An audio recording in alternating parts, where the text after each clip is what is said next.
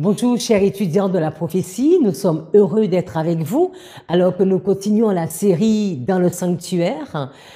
Nous ne cesserons de le dire que ce ne sont pas des prédications, c'est vraiment de l'étude.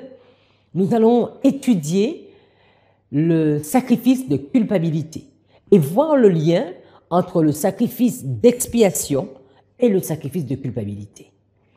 Avant de commencer, je vous invite comme d'habitude à nous tourner vers notre Père Céleste. Lui seul est capable de nous instruire. Prions. Notre Père, notre Dieu, merci pour toutes tes grâces. Et alors que nous allons étudier le sacrifice de culpabilité, d'être vraiment nous montrer le pourquoi de ce sacrifice et ce que tu veux que nous comprenions à travers lui. Dirige-nous dans toute la vérité. C'est au nom de Jésus que nous avons prié. Amen. Dans cette étude, nous allons nous arrêter sur le sacrifice de culpabilité. Alors, ce n'est pas tout le chapitre 5, parce que dans une partie du chapitre 5, il est encore question du sacrifice d'expiation. Mais le point entre les deux n'est pas toujours facile à voir. Juste avant, dans l'étude précédente, on avait bien noté, et je voulais encore le résumer ici. Qu'est-ce que nous avons vu? Si c'était le grand prêtre ou le sacrificateur, en fonction, celui qui avait été consacré, qui avait péché, son sang était emmené dans le lieu saint. Le sang, pas du sacrificateur, hein, le sang de l'animal. Donc le sang de l'animal, du taureau, est emmené dans le lieu saint. Si c'était pour un péché collectif du peuple, le sang était également emmené dans le lieu saint. Si c'était un chef qui péchait, le sang était confiné dans le parvis. Il n'allait pas dans le lieu saint. C'était la même chose pour toute personne lambda, du plus riche au plus pauvre. Péché individuel, le sang restait dans le parvis. Donc, on a vu un texte qui disait que sans effusion de sang, il ne peut pas y avoir de pardon. Donc, il y avait pour l'individu lambda ainsi que pour le chef, le sang n'entrait pas dans le parvis. Donc, le sang n'entrait pas dans le lieu saint. Donc, comment ce sang était emmené?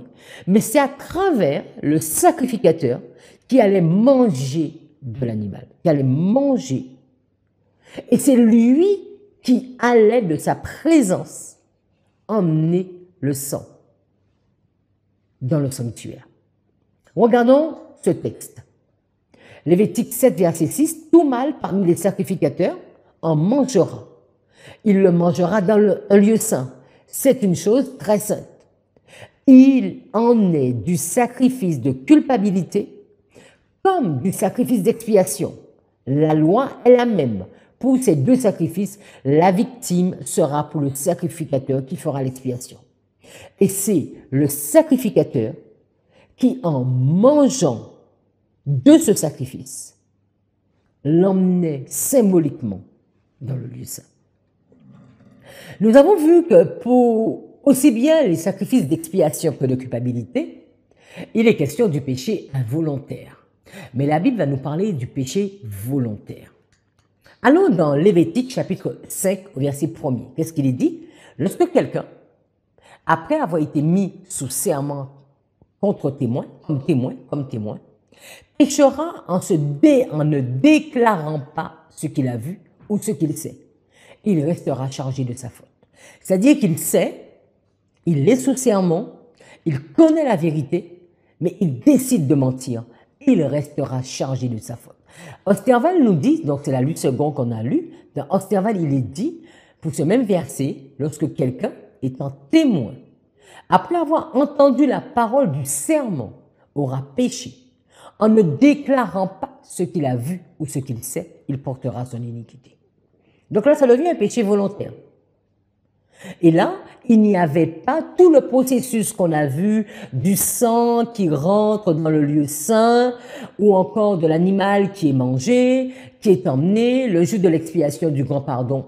Ça ne concerne pas cette personne. Il portera son iniquité. Si on va dans Lévitique 15, verset 30, il est dit, « Mais l'âme qui aura fait présomptueusement qu'il soit né dans le pays, ou bien un étranger, que ce soit un hébreu ou un étranger, elle outrage le Seigneur. Et cette âme sera retranchée du milieu de son peuple. Quand on a péché volontairement, c'est la mort. Présomptueusement. Quand elle a méprisé la parole du Seigneur et a enfreint son commandement, cette âme sera absolument retranchée. Son iniquité sera sur elle. Donc là, il n'y avait pas de pardon pour le péché volontaire. Ça, c'est important de noter. Il y a dans des versions, il va nous parler de main levée, à main levée. Là, il nous est dit que présomptueusement, il nous dit que cette âme sera absolument retranchée. Son iniquité sera sur elle. Donc, nous continuons toujours avec les péchés involontaires. Regardons le sacrifice de culpabilité. Dans Lévitique 19, verset 20, il est dit, « Lorsqu'un homme couchera et aura commerce avec une femme, si c'est une esclave fiancée à un autre homme, et qui n'a pas été rachetée ou affranchie, ils seront châtiés, mais non punis de mort, parce qu'elle n'a pas été affranchie. L'homme amènera pour sa faute à l'Éternel, à l'entrée de la tente d'assignation, un bélier en sacrifice de culpabilité. » Donc là, c'est précisé. Nous allons voir que le bélier pouvait être offert en sacrifice d'expiation. Mais un sacrifice de culpabilité, c'était forcément un bélier. Un bélier en sacrifice de culpabilité. Le sacrificateur fera pour lui l'expiation. Donc on a l'impression qu'on est en sacrifice de culpabilité, mais il y a également l'expiation. Donc il va falloir comprendre c'est quoi culpabilité. On a vu qu'expiation, c'était le fait de couvrir. Vous vous souvenez, expier, c'était le bois de gopher qui avait été recouvert de poids. C'est recouvert. Donc expiation, je recouvre, j'obtiens le pardon. Mais c'est quoi le sacrifice de culpabilité? Parce que là, il nous est dit qu'il va d'abord faire un sacrifice de culpabilité et ensuite le sacrificateur fera pour lui l'expiation devant l'Éternel pour le péché qu'il a commis avec ce même bélier, le bélier offert en sacrifice de culpabilité. Donc, on a un bélier qui est offert en sacrifice de culpabilité qui va servir aussi bien pour culpabilité que pour expiation. Mais c'est quoi la différence? Alors, regardons la seconde. Il est parlé de la 0817 qui a sa racine de la 0816. 0817 c'est culpabilité, coupable. Ça veut dire que tu es coupable de quelque chose. Impiété, faute, péché. C'est quelqu'un qui a fauté, quelqu'un qui a péché, la personne est devenue coupable de quelque chose. Alors, ce qui est acquis par un délit, ou bien qui est mal acquis. Et ça vient de la 0816, qui veut dire coupable, frappé, châtié, enfreindre la loi, être coupable. Donc la culpabilité, un sacrifice de culpabilité, c'est pour quelqu'un qui a fait quelque chose et la personne est coupable. Si on n'est pas coupable, on ne va pas faire un sacrifice de culpabilité. Exemple, je vais prendre un cas. On a vu cette femme, la femme qui avait enfanté. D'accord? Il y avait une perte de sang. Il avait donné naissance à une fille ou à un fils. Et il devait emmener un sacrifice d'expiation. Mais on ne nous parle pas de sacrifice de culpabilité parce qu'elle n'a pas fait une faute. Mais elle va demander, puisqu'elle n'est pas pure, elle est devenue impure, elle a besoin de ce sacrifice d'expiation. Alors, zoomons un peu plus le sacrifice de culpabilité. Culpabilité, c'est quoi la définition selon le dictionnaire? C'est l'état de quelqu'un qui est coupable. Coupable d'une infraction ou d'une faute. On a vu que le peuple, il pouvait être coupable d'un des commandements de l'Éternel. On a enfreint un des commandements. On a désobéi à un des commandements de l'Éternel. D'accord? Donc, on devient coupable, responsable. On a vu que le sacrificateur, à travers son péché, il pouvait rendre coupable même le peuple, même si le peuple n'avait rien fait. Mais le simple fait que le sacrificateur pêche, il rendait coupable le peuple. Donc notons que la culpabilité, c'est l'effet de quelqu'un qui a fait une faute. L'Éternel parla à Moïse et dit, lorsque quelqu'un commettra une infidélité et péchera involontairement. Donc, il y a vraiment cette précision de involontaire, involontairement à l'égard des choses consacrées à l'Éternel. Il offrira un sacrifice de culpabilité à l'Éternel pour son péché, un bélier sans défaut. Donc là, il y a cette notion de culpabilité. Donc, quelqu'un a fait quelque chose, une mauvaise action. Je vais d'abord, premièrement, emmener un sacrifice de culpabilité. Je vais l'emmener au sacrificateur. Le sacrificateur, il va accepter ce sacrifice de culpabilité. Et ensuite, il y aura le sacrifice d'expiation. Donc, ça peut être d'animaux complètement différents, où on a vu des cas où c'était le même animal qui servait les deux. Mais il y a cette notion, elle est bien séparée, sacrifice de culpabilité et sacrifice d'expiation. Donc, cet animal, il est pris du troupeau, d'après ton estimation en cycle d'argent, selon le cycle du sanctuaire. Le verset 16a, il est dit, il donnera en y ajoutant un cinquième. Donc regardez, quelqu'un qui va pêcher, il doit déjà offrir un animal. Il va devoir ajouter un cinquième en plus de la valeur. Il va falloir qu'il offre également un animal d'expiation. Donc vraiment, la charge pour le péché était énorme. C'est peut-être la façon pour que Dieu puisse dissuader l'humain de pécher. Parce que pour un péché, tu devais donner un bélier, tu devais restituer ce que tu avais volé, tu devais ajouter une somme à ce que tu avais pris, et tu devais également offrir un sacrifice d'expiation. Toute cette notion, nous ne la voyons pas quand nous péchons. Nous ne sommes pas dans les applications, et juste une parenthèse, c'est vrai que quand nous péchons, nous allons au pied de Christ, et puis nous nous levons, et nous recommençons le même péché.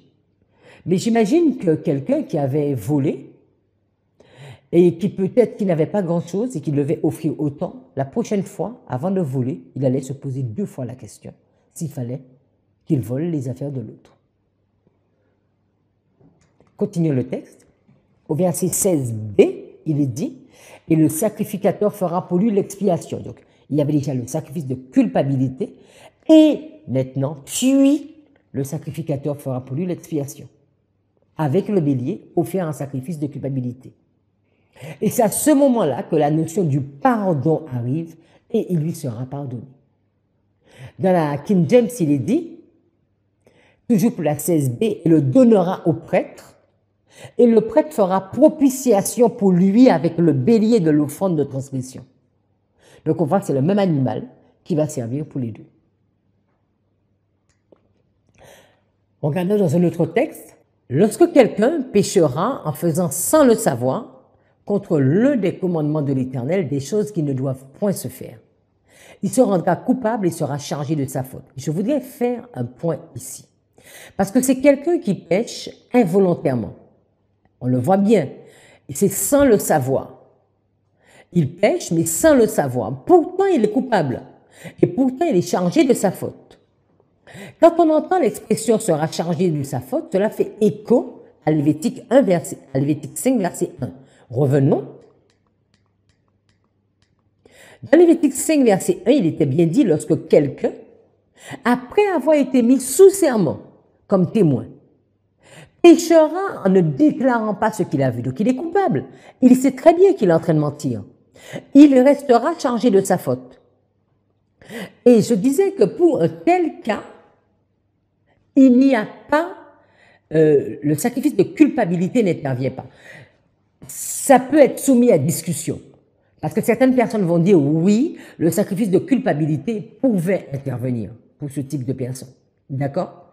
Parce que on va pas rentrer ici dans le sujet, mais il y a beaucoup à dire par rapport au péché volontaire et notamment la culpabilité. Alors, revenons à Lévitique 5, verset 17. Ici, donc, nous sommes dans un péché involontaire, mais la personne est toujours coupable. La personne est chargée de sa faute. Qu'est-ce qu'il va faire? Il ira présenter au sacrificateur un sacrifice de culpabilité, un bélier. Toujours cette notion de bélier pour le sacrifice de culpabilité. Il va offrir un bélier sans défaut, qui est pris du troupeau d'après ton estimation. Et ensuite, après le sacrifice de culpabilité, le sacrificateur fera pour lui l'expiation. Donc deux choses pour son péché. Il a eu besoin de faire un sacrifice de culpabilité et ensuite de faire un sacrifice d'expiation afin d'être pardonné.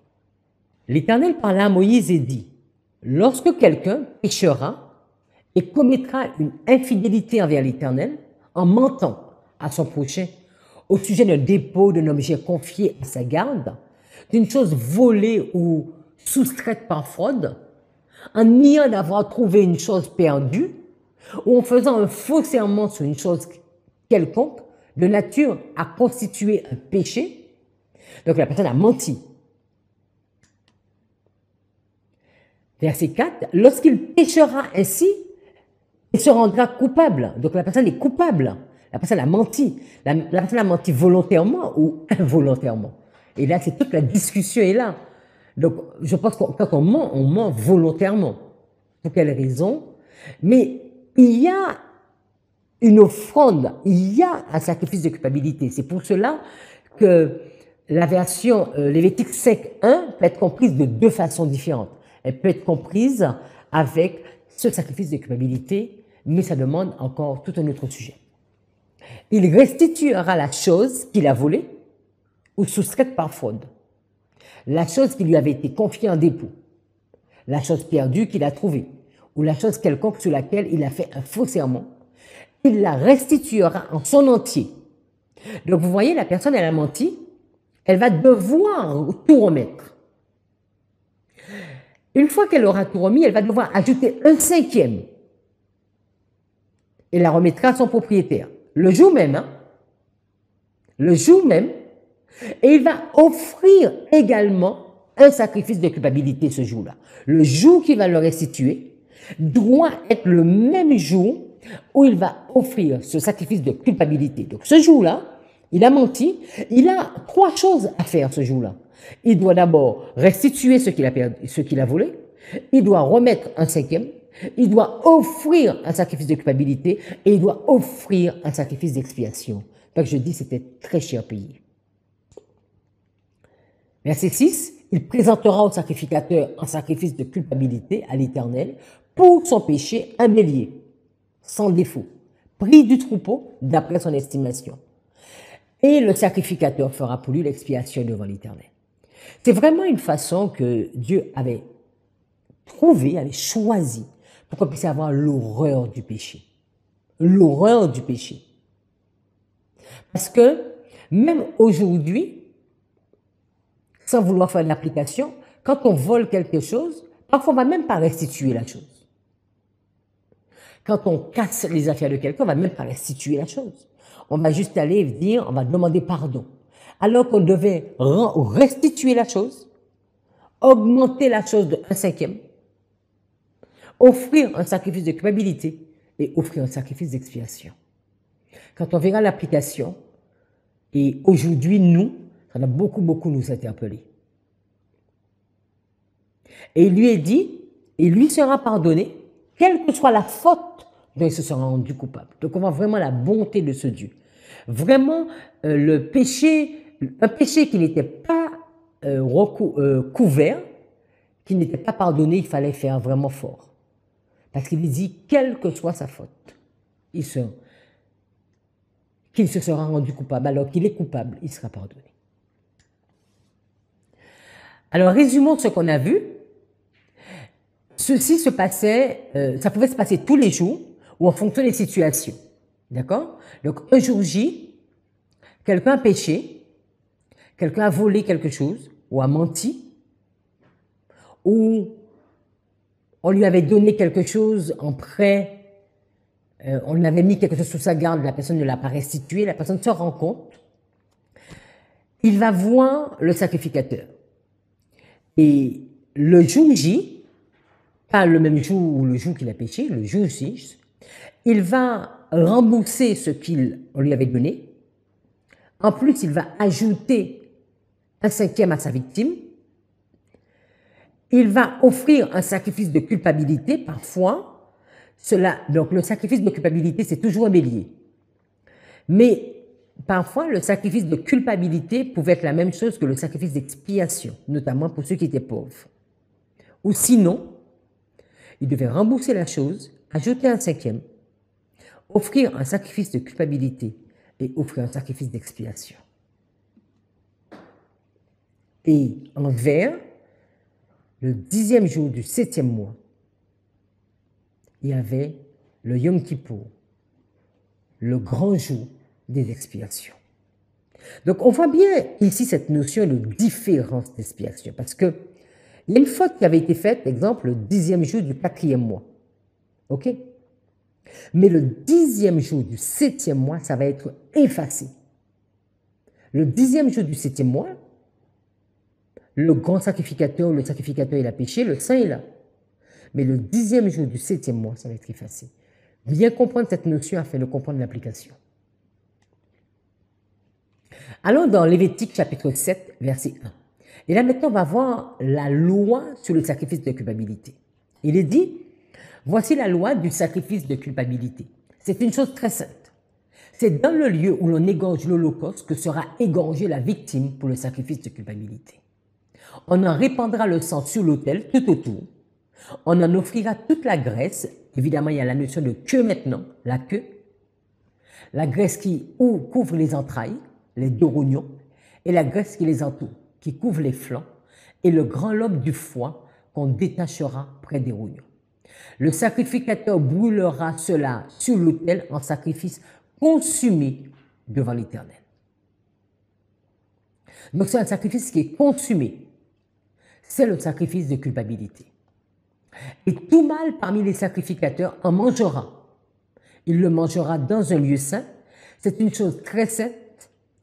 Il en est du sacrifice de culpabilité comme du sacrifice d'expiation. Donc bien noter qu'un animal pouvait servir aux deux ou encore deux animaux différents. Dans PP 327.1, Ellen White nous dit « Ce qu'il y avait de plus important dans les services quotidiens, c'était les sacrifices individuels. Le pécheur repentant amenait son offrande à la porte du tabernacle et plaçant sa main sur la tête de la victime, il lui transmettait symboliquement ses péchés qu'il confessait. Puis, de sa propre main, il égorgeait l'animal, dont le sang était porté par le prêtre dans le lieu saint et aspergé devant le voile derrière lequel se trouvait la loi violée par le pécheur. Donc là, c'est le cas du sacrificateur ou du peuple dans son ensemble, on l'a déjà vu. Par cette cérémonie, le péché était par l'intermédiaire du sang transféré au sanctuaire. Dans les cas où le sang n'était pas porté au lieu saint, donc c'est le cas pour le chef ou pour une personne lambda, pour toute personne, les prêtres consommaient la chair de la victime. C'est pour cela que la chair n'était pas mangée pour aussi bien le sacrifice du prêtre que du peuple. Mais les taureaux n'étaient pas mangés alors que les autres, le sacrificateur devait le manger. Parce que c'est de cette façon que le sang, que cela pouvait entrer dans le lieu saint. Il est dit, dans le cas où le sang n'était pas porté au lieu saint, les prêtres consommaient la chair de la victime selon le commandement de Moïse. C'est une chose très sainte, afin que vous portiez l'iniquité de l'assemblée et que vous fassiez pour elle l'expiation devant l'Éternel. Ces deux rites, d'accord? Les deux étaient indispensables. Figurait le transfert des péchés au sanctuaire. Ce n'est pas que le sang qui montrait le transfert des péchés au sanctuaire. Le fait que le sacrificateur mange de l'animal, cela également transférait le péché dans le sanctuaire. Elle continue en nous disant, tel était le rituel jour après jour, d'un bout de l'année à l'autre. Aussi le sanctuaire souillé, peu à peu par les péchés d'Israël, qui s'y accumulaient, devait-il être purifié par des cérémonies spéciales. En conséquence, Dieu ordonna qu'il fût fait l'expiation pour les deux lieux saints comme pour l'autel, afin de les purifier et les sanctifier, à cause des souillures des enfants d'Israël. Donc c'est ce qui se passe au Yom Kippour. Une fois l'an, au grand jour des expiations ou des propitiations, le grand prêtre entrait dans le lieu très saint pour procéder à la purification du sanctuaire. Les rites qui s'y accomplissaient achevaient le cycle annuel du cérémonial. Regardons quelques exemples où nous allons voir cette notion de sacrifice de culpabilité ou sacrifice d'expiation. Alors nous sommes, les enfants d'Israël sont entrés à Canaan, et maintenant vous savez qu'il y a une partie qui devait être de l'autre côté du Jourdain, notamment Ruben, Gad et la demi-tribu de Manassé, et une autre partie qui devait être à Canaan. Et où on allait mettre les autels? Est-ce qu'on allait faire 2 lieux différents? Non. Il fallait qu'il y ait forcément tout à Silo, et rien d'autre. Et Josué va leur faire promettre de ne pas faire comme Jéroboam, qu'on verra. Josué 22, verset 23. Si nous nous sommes bâtis un autel pour nous détourner de l'Éternel, si c'est pour y présenter des holocaustes et des offrandes, et si c'est pour y faire des sacrifices d'action de grâce, que l'Éternel en demande compte. Donc là, on voit bien que tout ce rituel, ils sont d'accord pour le faire, mais pas n'importe comment non plus. C'est bien plutôt par une sorte d'inquiétude que nous avons fait cela, en pensant que vos fils diraient un jour à nos fils, qu'y a-t-il de commun entre nous et l'Éternel, le Dieu d'Israël? L'Éternel a mis le Jourdain pour limite entre nous et vous, fils de Ruben, fils de Gad. Et vous n'avez point de part à l'Éternel. Donc pour éviter ça, il disait, et vos fils seraient ainsi cause que nos fils cesseraient de craindre l'Éternel.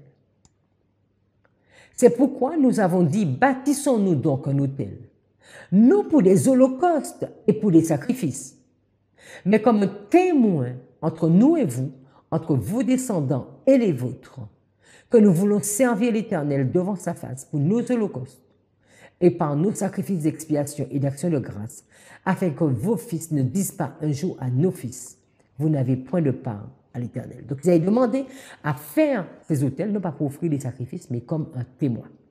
Nous avons dit, s'ils tiennent dans l'avenir, ce langage à nous ou à nos descendants, nous répondrons, voyez la forme de l'autel de l'Éternel qu'ont fait nos pères, non pour les holocaustes et pour les sacrifices, mais comme témoins entre nous et vous.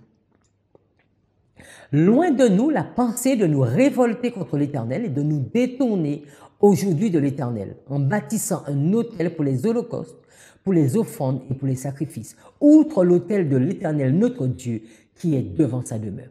Donc, il fallait vraiment, c'est pour arrêter tout problème et vraiment de reconnaître que le seul endroit où on offrait les sacrifices, c'était à Silo, devant l'Éternel. Lorsque le sacrificateur, Phinéas, et les princes de l'assemblée, les chefs des milliers d'Israël qui étaient avec lui eurent entendu les paroles que prononcèrent les fils de Ruben, les fils de Gad et les fils de Manassé, la demi-tribu de Manassé, ils furent satisfaits. Donc ici, ce texte est pour montrer que toute cette notion de sacrifice continuait. Alors, on a vu que pour le sacrifice obligatoire, il y avait sacrifice d'expiation et sacrifice de culpabilité. Pour les sacrifices obligatoires. Alors, pour le sacrifice de culpabilité, il devait s'agir obligatoirement de bélier.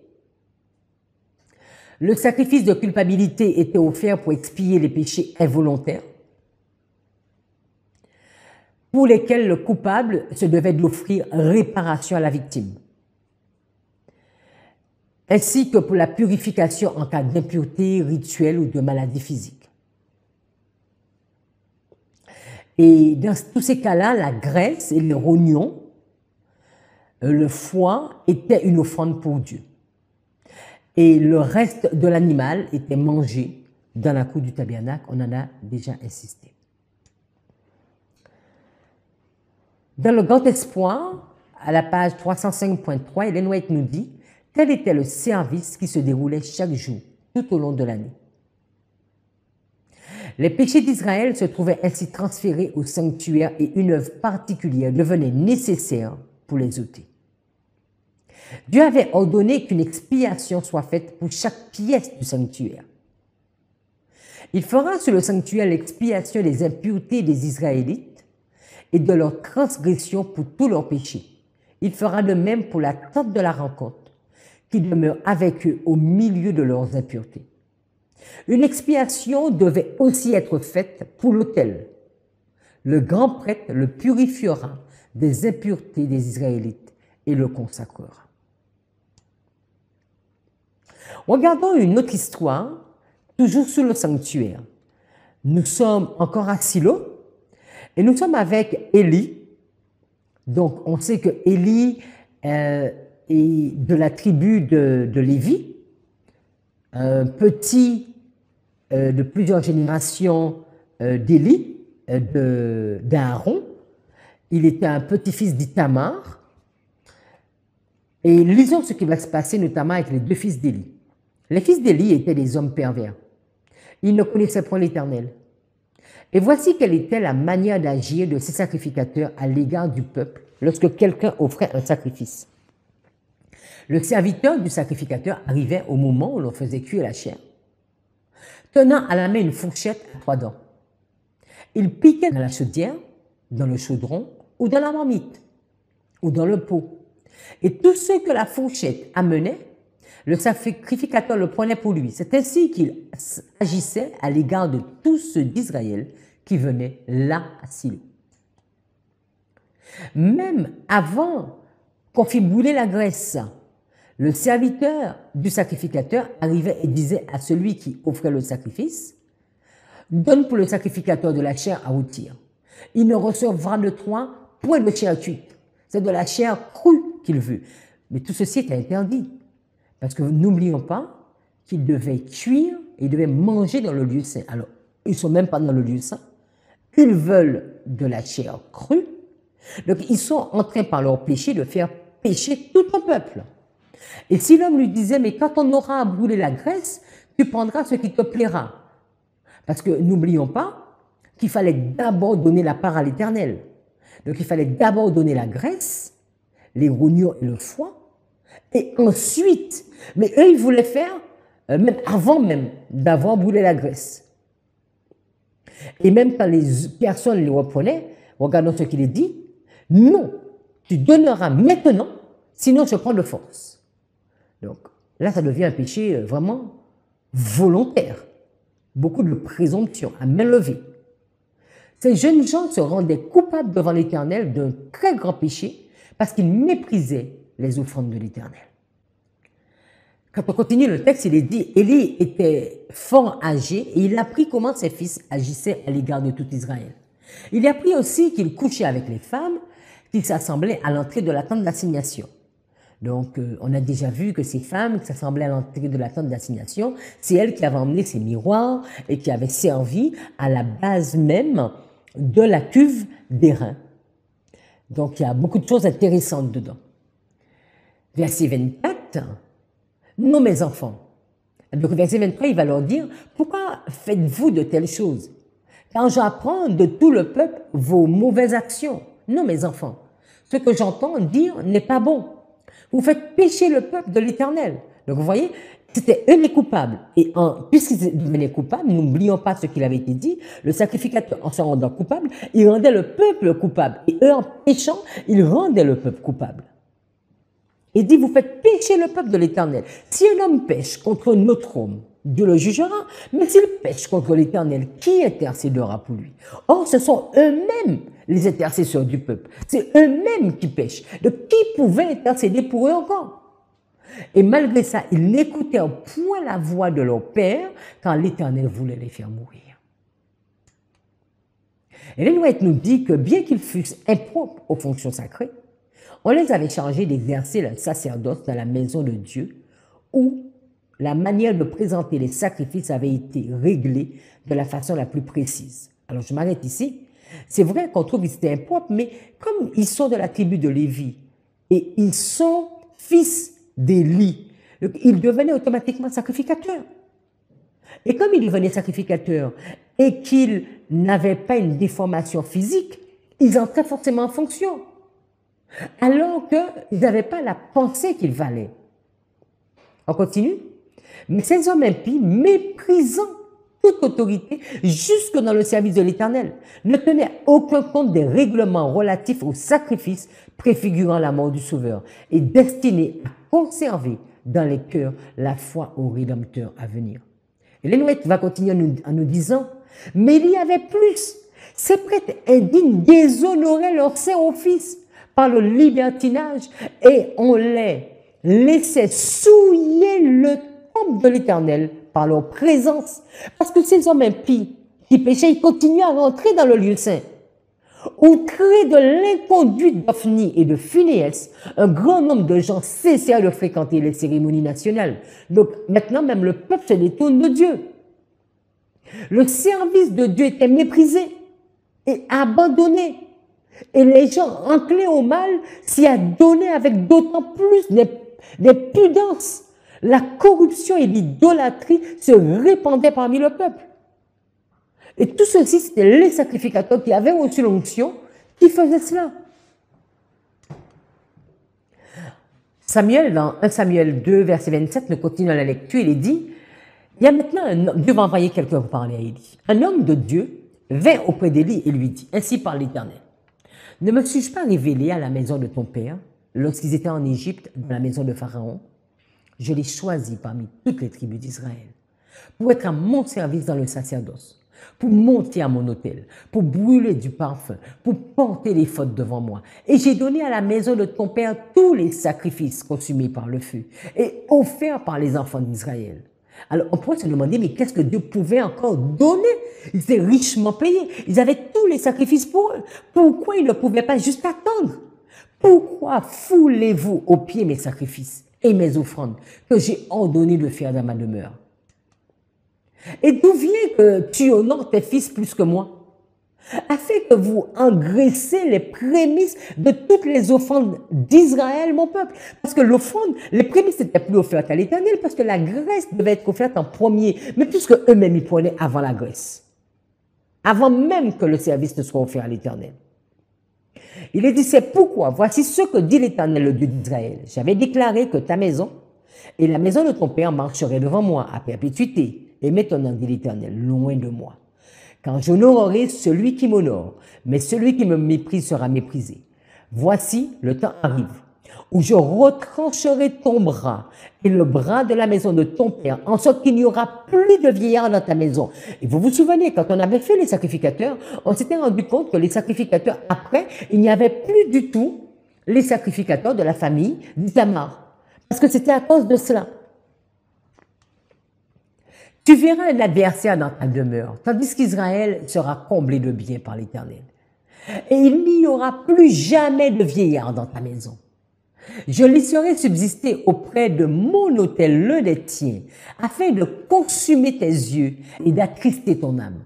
Mais tous ceux de ta maison mourront dans la force de l'ange. Et tu auras pour signe ce qui arrivera à tes fils, à tes deux fils, Ophni et Phinéas. Ils mourront tous les deux le même jour.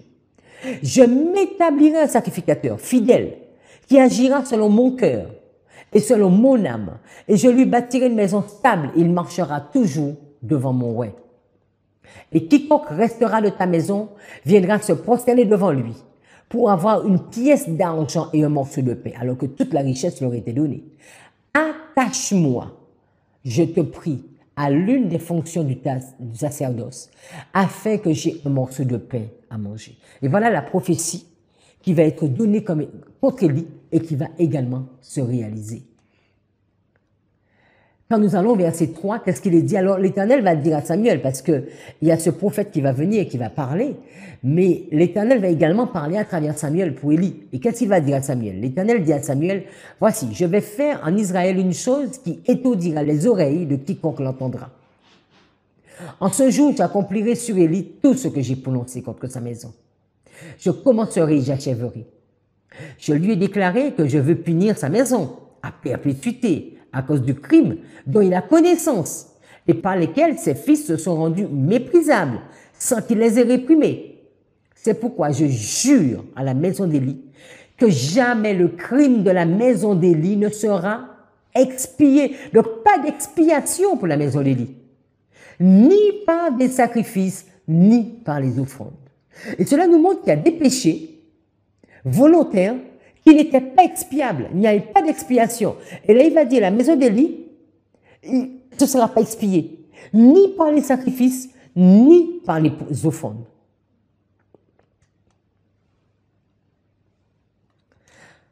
Allons quelques temps plus tard, ou bien, en tout cas c'est tout de suite dans cette histoire, ils vont prendre l'ange, ils vont l'emmener dans le camp, et les Philistins vont prendre l'ange. Et alors que l'ange va rester un certain nombre de temps chez les Philistins sont en difficulté avec l'ange. Et regardons ce que les païens vont faire. Alors que le peuple de Dieu n'est pas en train de respecter son sanctuaire et son arche, regardons ce que les païens vont faire. Allons au chapitre 6 du même livre. L'ange de l'Éternel fut 7 mois dans le pays des Philistins. Et les Philistins appelèrent les prêtres et les devins, et ils dirent, « Que ferons-nous de l'arche de l'Éternel? Faites-nous connaître de quelle manière nous devons la renvoyer en son lieu. » Ils répondirent, « Si vous renvoyez l'arche du Dieu d'Israël, ne la renvoyez point à vide, mais faites à Dieu un sacrifice de culpabilité. » Alors que Élie et ses fils n'offraient pas de sacrifice de culpabilité pour leurs péchés, les Philistins vont offrir un sacrifice de culpabilité parce qu'ils ont pris l'arche et parce qu'ils ont péché en touchant à l'arche de l'Éternel.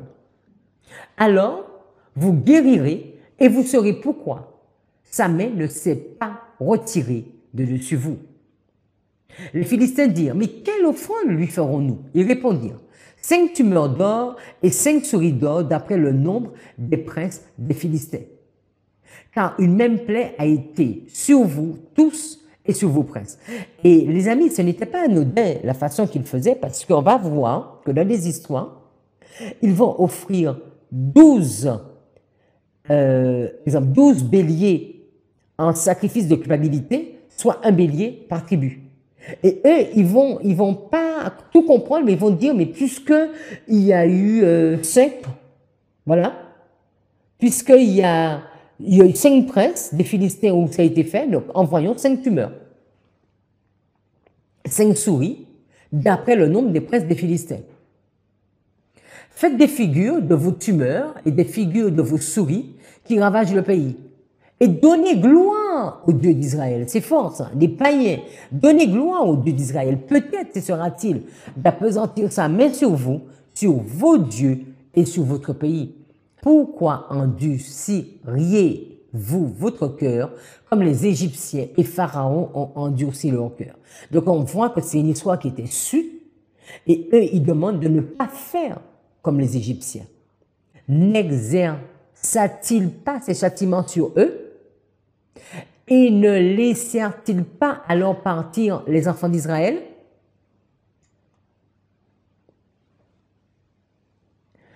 Et ils vont continuer en disant, vous prendrez l'arche de l'Éternel et vous la mettrez sur le char.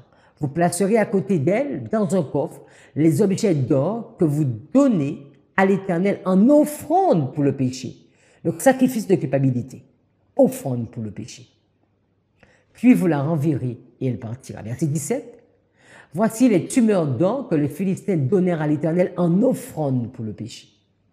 Donc, même des païens reconnaissaient la grandeur de Dieu et ce que Dieu demandait. Verset 18. Il y avait aussi des souris d'or selon le nombre de toutes les villes des Philistins appartenant aux 5 chefs, tant des villes fortifiées que des villes sans murailles.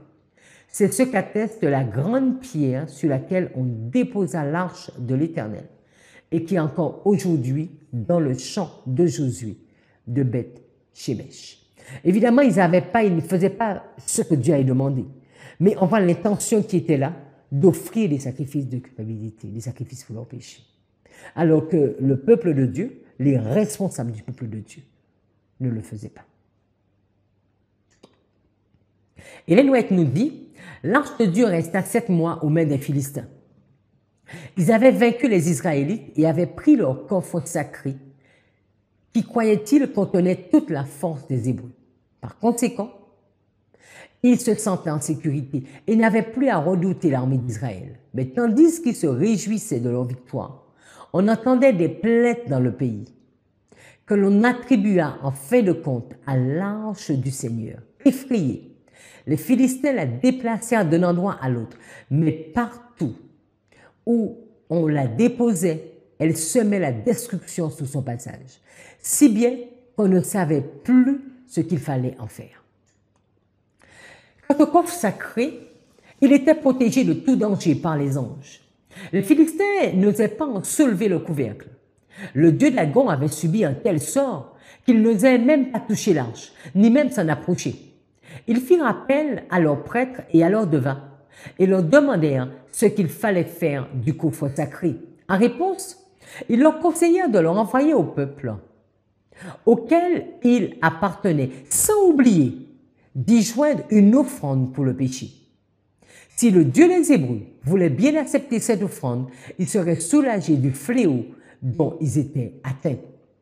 Ils devaient comprendre que la main de l'Éternel les avait frappés parce que l'arche dont ils s'étaient emparés était la propriété exclusive d'Israël.